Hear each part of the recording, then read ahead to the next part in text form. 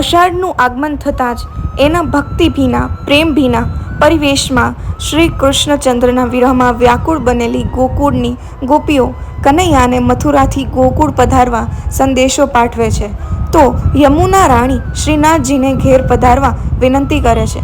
અષાઢી સૌંદર્ય માણવા અને જનતા જનાર્દન ઉપર કૃપાની અમીધારા વરસાવવા ભગવાન જગન્નાથ પણ અષાઢી બીજે રથમાં સવારી કરી નગરચર્યાએ નીકળે છે. ભગવાન શ્રી કૃષ્ણ જગન્નાથ પણ સમગ્ર વિશ્વના રાજાધિરાજ છે. ભગવાન જગન્નાથ એટલે જગન્નાથ એકલા નહીં, પણ એમની સાથે ભાઈ બલભદ્રજી અને બહેન સુભદ્રાજી પણ જોડાયેલા છે.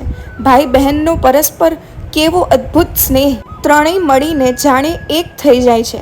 તે તો ભાઈ બહેનના અતૂટ નિર્મળ પ્રેમનું દૈવી પ્રતીક છે, દૈવી ત્રિમૂર્તિ છે. તો બોલો જગન્નાથ બલદેવ અને સુભદ્રા મૈયાની જય.